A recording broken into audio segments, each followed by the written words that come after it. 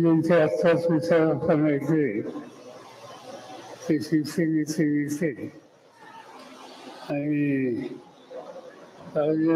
आमचे सहकारी खासदार संजय राऊत, राष्ट्रवादीचे महाराष्ट्राचे अध्यक्ष जयंत पाटील, आपल्या लोकप्रिय आमदार श्रीमंत पाटील, अर्जुनलाल, नितीन गणपती पाटील, युवा नेते रोहित पाटील, संजय बजाज, बाबासाहेब नाईक, बाळासाहेब पाटील, रावसाहेब पाटील, विशाल पाटील आणि आपल्या सगळ्यांचे उमेदवार चंद्रकांत पाटील. आज लोकसभेच्या इलेक्शनच्यासाठी आपण तासगावला आलो. तासगाव आणि हा परिसर एक ऐतिहासिक पार्श्वभूमी असलेला परिसर. स्वातंत्र्याच्या आंदोलनामध्ये प्रचंड योगदान देण्याचं काम या तालुक्याने केलं, या जिल्ह्याने केलं. त्या काळामध्ये सांगली जिल्हा नव्हता. त्या काळामध्ये सातारा आणि सांगली हा एक जिल्हा होता आणि त्या जिल्ह्यामध्ये महाराष्ट्रात स्वातंत्र्याच्या संबंधीची उठावाची परिस्थिती निर्माण झाली. त्या उठावामध्ये सगळ्यात आक्रमक आणि आग्रहवादी राहणारा जर कोणता जिल्हा असेल आणि कोणता परिसर असेल तर त्याच्यामध्ये सांगली साताऱ्याचा विजय करावा लागेल. अनेक कोणते लोक स्वातंत्र्याच्या चळवळीत आले. क्रांतिसिंह नाना पाटलांचं नाव घ्यावं लागेल, वसंतदादा पाटलांचं नाव घ्यावं लागेल, जी फुलार यांचे नाव घ्यावं लागेल, वीस भाग्यांचं सुद्धा नाव घ्यावं लागेल. या सगळ्या लोकांनी एक आवाज उठवला, लोकांना एकत्र केलं. वेळप्रसंगी भूमिगत राहण्याचा प्रसंग त्यांचा आला, पण त्याचा आणि घरादाराचा विचार त्यांनी कधी केला नाही. या सगळ्या सांगलीच्या आणि महाराष्ट्राच्या स्वातंत्र्य सैनिकांनी या देशाला फैक्यांच्या संकटातून मुक्त करायचं, त्यासाठी स्वजनची किंमत ही देण्याची तयारी दिली. हा या जिल्ह्याचा संबंधीचा इतिहास आहे. त्या जिल्ह्यामध्ये अनेक गोष्टी आहेत. कधी कधी मला गंमत वाटते या जिल्ह्याचं, या तालुक्याचं, आसपासचं हा सगळा भाग एकेकाचा दुष्काळी भाग होता. पण दुष्काळी भाग असता तरी संकट अनेक असली, आर्थिक संकट असली, तर या दुष्काळी भागाच्या कधी माणसांनी कधी लाचारी स्वीकारली, सन्मानानं जगायचं. एक दिवशी दिल्लीमध्ये होतो, देशाचा शेतीमंत्री होतो. दिल्लीमध्ये रोज सकाळी महाराष्ट्रातून कुणी दिल्लीमध्ये लोक येतात ते भेटायला माझ्याकडे येतात. ही जुनी पद्धत आहे. यशवंतरावजी चव्हाण ज्यावेळी होते त्यावेळी चव्हाण साहेबांना भेटायला जायचे. आता मीच त्या ठिकाणी आहे, त्यामुळे महाराष्ट्राचा माणूस आपल्या राज्याचा घटक म्हणून माझ्याकडे येतो. आणि एक दिवशी असं एक चिठ्ठी आली, भेटायला फारसा लोक आले. या म्हणजे विचारलं कुठून आला, सांगितलं की दिल्लीमध्ये सध्या गाव कुठलं, तर गाव सांगितलं काहीचे आठवडी वगैरे असतात.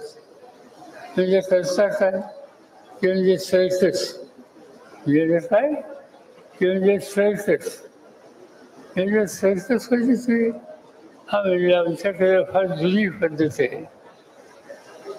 नाव विसरलं मी, पण होते धोंडीबा माळी. धोंडीबा माळी त्यांनी पहिली सर्कस या देशामध्ये तयार केली, या जिल्ह्यात. आणि त्या लोकांना विचारत होतो की तुम्ही ह्या राजीत कुठे गेला, ते म्हणजे दुष्काळाचं संकट सन्मानाने जगायचे, राष्ट्रवादीने जगायचं नाही. आणि मग सर्कस म्हणजे उद्या बाजून वाघाच्या तोंडात हात घालून हत्ती फिरवून जगता येतं, 2 पैसे मिळवता येतात, हे आम्ही ऐकलं पाहिलं. आमच्या वडिलांनी ते काम केलं आणि आज आम्ही तशा प्रकारची सर्कस तयार करून देशाच्या कानाकोपऱ्यामध्ये येतो. ही गमतीची गोष्ट आहे. काही करणार. मी जर कुठं केरळमध्ये गेलो, तामिळनाडूमध्ये गेलो, अगदी नेपाळमध्ये गेलो, उत्तर प्रदेशमध्ये गेलो, विमानाचं खाली उतरलो आणि बाहेर जायला लागलो की त्या ठिकाणी कोणतरी मोठ्याने म्हणतो राम राम साहेब. राम राम साहेब त्यांनी विचारलं की मी त्याला विचारतो तू पाहिजे का, कारण त्यांना म्हणतात गलईवाले. आणि हे गलईवाले देशाच्या कानाकोपऱ्यात पोचले, कष्ट करतात. त्या ठिकाणी जे धंदा वाढवला केरळमध्ये सुविधा, अशा भागाच्या गलईवाल्यांचे ते साळुंके वगैरे काही नाव आहेत, त्या लोकांनी मोठी मोठी दुकानं काढली. ही सगळी मंडळी या भागात गेली, देशाच्या कानाकोपऱ्यात कष्ट केले आणि सन्मानाने या ठिकाणी जगली. आणि तिथेही गेली तर मराठी माणसाचा, मराठी संस्कृतीचा अभिमान हा कायम ठेवत असत, जपत असत. एक गोष्ट मी बघतो तिकडे धंदे करतात, पण पोराचं लग्न करायचं असेल तर पोरगी इकडचीच राहते, मुलगी इकडची त्या ठिकाणी जाते. आणि म्हणून कुठल्याही क्षेत्रामध्ये कष्ट करण्याच्या उद्देशी प्रवृत्ती ही तासगाव आणि या सगळ्या परिसराची आहे. तिसरी गोष्ट बघा, शेती. एकेकाळचा सगळा दुष्काळी भाग, आणि या दुष्काळी भागामध्ये शेती कशी करायची ही चांगलं अवघड. पण गृहस्थांनी लोकांनी कृष्णेचं पाणी आणलं. नंतरच्या काळामध्ये जयंत मंत्री झाले, आझाद पाटील मंत्री झाले. त्यांनी सत्तेचा वापर केला आणि पाण्याची काय सोय केली. आणि आज काय बघतो त्याच्यावर, एक दिवशी मी लंडनला होतो आणि लंडनला जाताना तिथे डिपार्टमेंट स्टोअर मोठं दुकान तिथे गेलो होतो. अनेक गोष्टी तिथं बघत बघत एक फळं आणि भाज्याचा विभाग होता. मी सहजच बघायला गेलो, द्राक्ष होती तिथे. आणि द्राक्ष होती म्हणल्याच्या नंतर मला औत्सुक्य वाटलं की द्राक्ष आली कुठल्या. जगामध्ये फेरीवरनं द्राक्ष येतात, अन्य काही देशातनं द्राक्ष येतात, पण ही द्राक्ष आली कुठनं. आणि म्हणून मी बघायला गेलो. आणि बघायला गेल्यानंतर तो वाघ ज्याच्यात द्राक्ष होती तो वाघ दाखवा म्हणून सांगितलं. आणि त्या द्राक्षावर इंग्रजीमध्ये तास गणेश लिहिलं होतं. आता ही तास गणेश म्हणजे तासगाव, म्हणजे आपल्या इंग्लंडच्या बाजारात डिपार्टमेंट स्टोअरमध्ये चांगली द्राक्ष खायची असतील तर त्याला तासगावला जायची गरज नाही. लंडनला तुम्हाला द्राक्ष मिळतात. आणि आमच्या बहादर शेतकऱ्यांनी इथल्या माळावर ह्या द्राक्षाच्या बागा उठवल्या आणि सवन भारतामध्ये ते गेलेच, पण भारताच्या बाहेर सुद्धा गेले. असं या उत्तम प्रकारची शेती करण्याच्या उद्देशी एक अर्थी आज या तासगावच्या भागामध्ये. आणखी एका गोष्टीचा माझा व्यक्तिगत तासगावचा संबंध आहे. माझे कॉलेजमध्ये शिकत असताना एक शिक्षक होते, ते अजून आहेच आहेत पण थकले आहेत. त्यांचं नाव C.V. पटवर्धन. आणि ते इथे राजे होते, सांगली हे स्टेट होते ना, तर तिथं. आणि त्यांच्याकडे गणपतीचं मंदिर हे मोठं असायचं. आधी असतील तुम्हाला माहिती असतील, पटवर्धन फॅमिली. आणि इथे आमच्या सगळ्यांचे उत्तम शिक्षक होते. आणि त्यामुळे कळत या नच्या पद्धतीनं आम्हा लोकांचा सांगलीशी अतिशय घनिष्ठ अशा प्रकारचा संबंध आला. वसंतदादांशी आला, विसफ फागेंशी आला. आणि खऱ्या अर्थानं अधिक या जवळकीच्या संबंधीचा त्याच्यात मोलाची कामगिरी कोणी केली असेल तर स्वर्गीय आर खासांची उल्लेख करावा लागेल.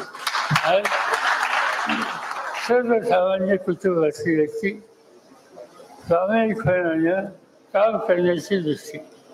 मला आठवतंय एक दिवशी मी नाशिकचा सांगलीला आलो होतो आणि विद्यार्थ्यांच्या तरुणांच्यामध्ये तिथे एक सभा होती आणि त्या सभेमध्ये भाषण करायला अनेक तरुण लोक उभे राहिले आणि त्याच्यात एक तरुण नुसता असा बोलायला उभा राहिला.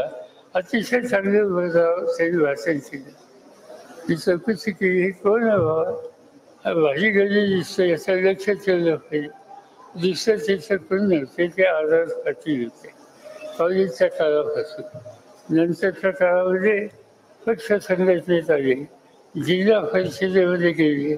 जिल्हा परिषदेमध्ये सांगलीच्या ती जिल्हा परिषद त्यांनी गाजवली त्या वयामध्ये. आणि नंतरच्या काळामध्ये महाराष्ट्राच्या विधानसभेमध्ये सांगलीच्या लोकांनी, तासगावच्या लोकांनी, कवठेमहांकाळच्या लोकांनी त्यांना विजयी केलं आणि महाराष्ट्राच्या विधानसभेमध्ये एक अत्यंत कर्तृत्ववान अशा प्रकारचा एक उत्तम व्यक्ता आणि लोकांच्या प्रश्नाची मांडणी करणारा एक सदस्य म्हणून त्यांच्याकडे आम्ही पाहायला लागलो.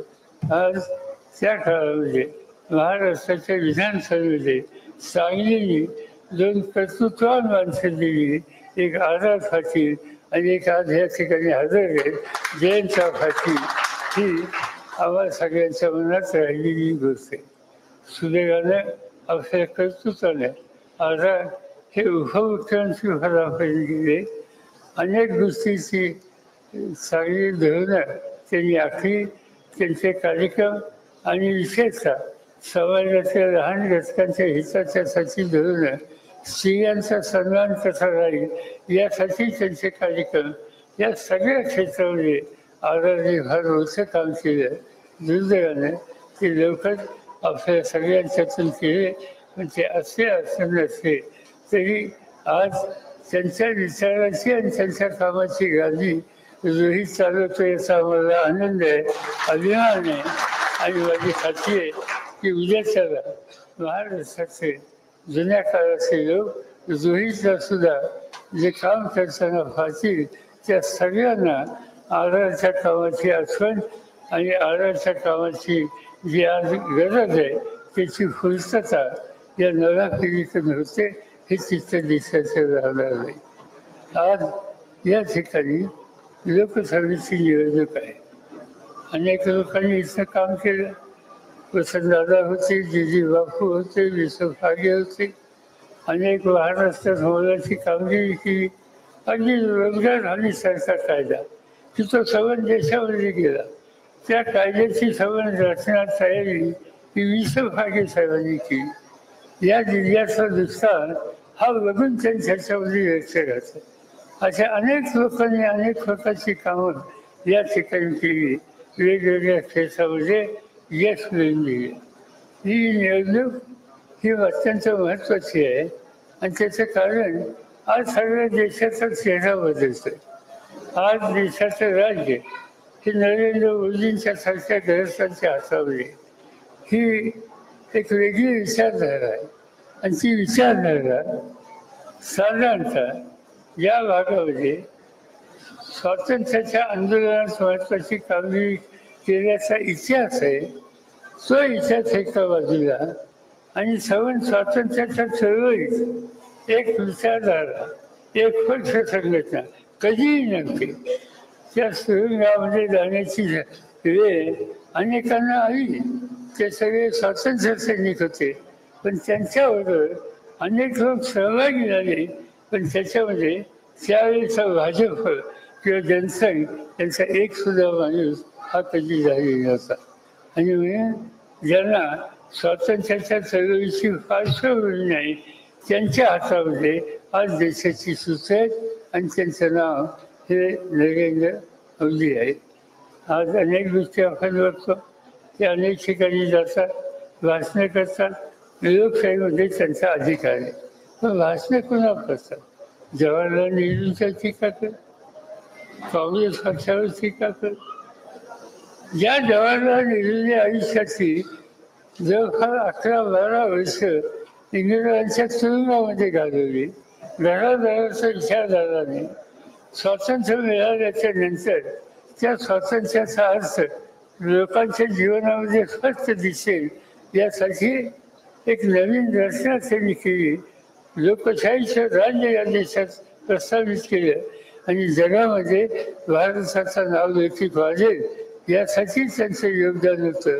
ते जवाहरलाल नेहरूंच्या टीका आणि कुणी टीका करावी, कुणी टीका करावी. जे टीका करणारे लोक त्या स्वातंत्र्याच्या आंदोलनात कुठं नव्हते हे मी आत्ताच तुम्हाला सांगितलं.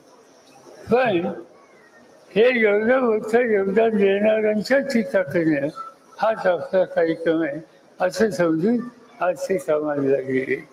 कितीतरी गोष्टी सांगता येतील त्यांचे. त्या आज अनेक चित्र बघतो आणि स्वातंत्र्याने देशाच्या स्वातंत्र्यानंतर लोकशाही ही रचना आपण स्वीकारली, सामान्य माणसाचे अधिकार मान्य केले.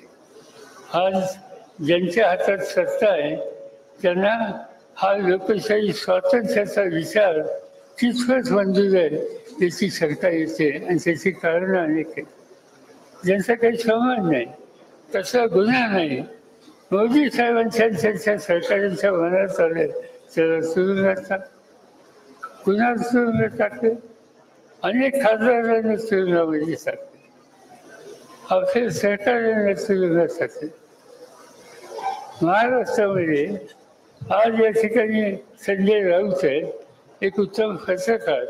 शिवसैनिकांचा आणि सेनेचा विषय हा मानणाऱ्या अग्रहानं कारण नसताना त्यांनाही तुरुंगात टाकले. अनिल देशमुख महाराष्ट्राचे गृहमंत्री त्यांना त्या ठिकाणी तुरुंगामध्ये टाकलं. अनेकांची उदाहरणे सांगता येईल. ही त्या ही स्थानिक झाली. देश पातळीवर जायचीच. झारखंड नावाचं राज्य आदिवासींचं राज्य, आदिवासी मुख्यमंत्री एका सभेमध्ये प्रधानमंत्री आणि त्यांच्या सरकारावर तिथल्या मुख्यमंत्र्यांनी टीका टिप्पणी केली. काही म्हणणं मांडलं. परिणाम काय? त्यांचं म्हणणं समजून निकाल घ्यायची जबाबदारी असताना ते काम काही केलं नाही, त्यांना तुरुंगामध्ये टाकलं. आज झारखंडचा मुख्यमंत्री गेले 6 महिने तुरुंगामध्ये आहे. दिल्ली ही देशाची राजधानी.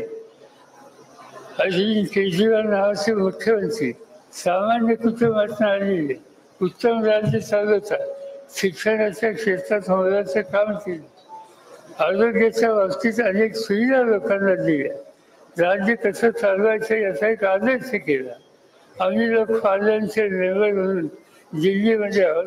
अनेकदा आम्हाला लोक भेटायला येतात आणि दिल्लीमध्ये जसं आम्हाला पार्लमेंट दाखवा म्हणतात, राष्ट्रपती भवन दाखवा म्हणतात, तसं केजरीवालनी शिक्षणाच्या आणि आरोग्याच्या क्षेत्रात जे काम केलं तेही आम्हाला पाहिजे हे सांगण्याची आणि ही विनंती करण्याची भूमिका देशाच्या अनेक भागातून लोक येतात, ते करतात. याचा अर्थ त्यांचं काम किती होत आहे.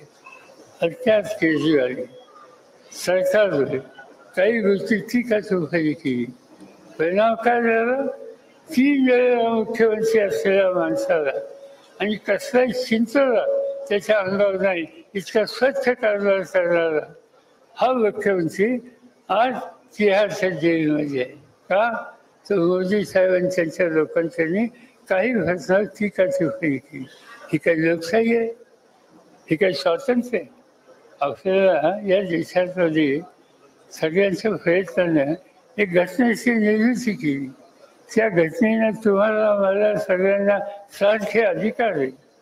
या देशामध्ये अगदी शेताच्या शिवारामध्ये काम करणारा, मोलमजुरी करणारा मजूर, त्याला जो हक्क आहे त्या देशाच्या राष्ट्रपतीला सुद्धा तेवढाच हक्क आहे. हे स्वातंत्र्य आणि हा निर्णय या देशामध्ये केला. आणि असं असताना आज सत्ता हातात आल्याच्या नंतर या लोकांच्यावर की जी विचारधारा सत्ताधारी लोकांना मान्य नाही त्यांच्यावर अशा प्रकारची कारवाई करण्याची भूमिका आजचे राज्य त्याचे करत आहेत. आणि म्हणून वेळ वेगळी आली. इथे एकत्र राहायची गरज आहे. जे जे कुणी मूलभूत अधिकारांचं हल्ला करतील त्या सगळ्यांच्या विरुद्ध एका विचाराने आपल्या सगळ्यांना उभं राहावं लागेल. आणि जी क्रांतिकारांची भूमी आहे त्या क्रांतिकारांच्या भूमीनं त्याच्यात पुढाकार घेतला पाहिजे. कुणी व्यक्ती असो, साधा कार्यकर्ता असो, पंचायत समितीचा सभासद असो, जिल्हा परिषदेचा सभासद असो, शेती करणारा शेती असो, किंवा आज इथं चंद्रराव पाटलांच्या सारखा उत्तम पैलवान असो, त्या सगळ्यांना आपल्याला एकत्र ठेवून या देशाच्या मूलभूत अधिकाराला जतन करण्यासाठी पावले टाकावी लागणार आहेत.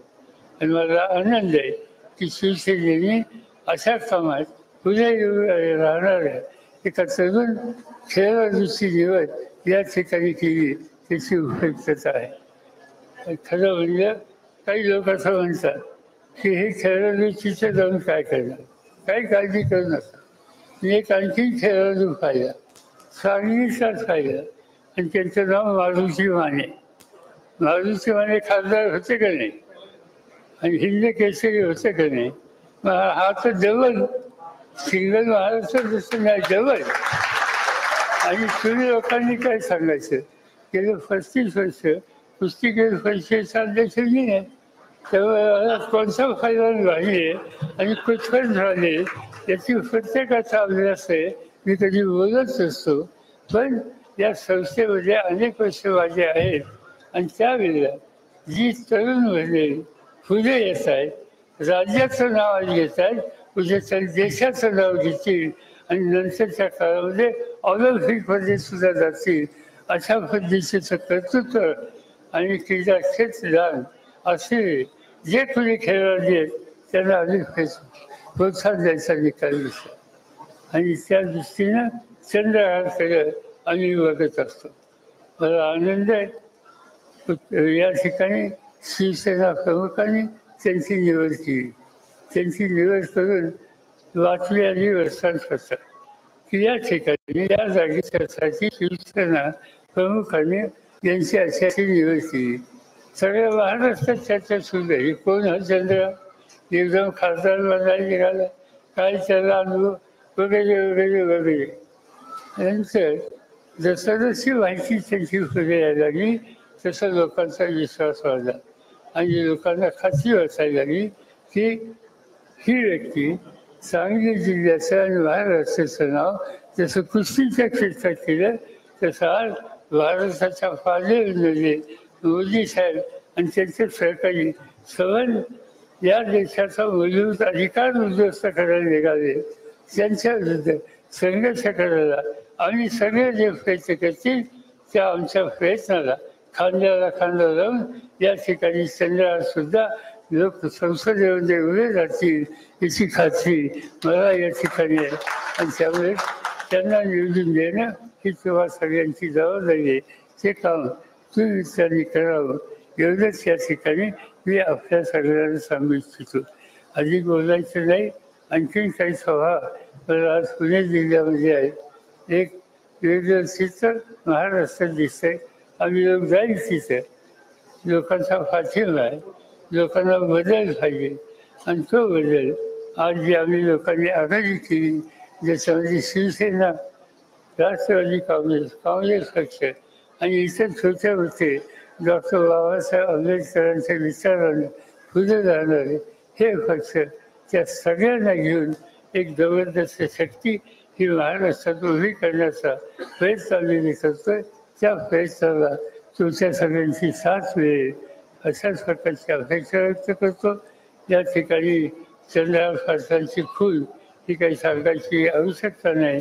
मशाल ती वशाल त्यांनी हातामध्ये धरली, ती वशाल हातामध्ये धरली आणि या वशालीच्या माध्यमातून एक वेगळं चित्र आज तयार करण्याचा प्रयत्न केला जातोय.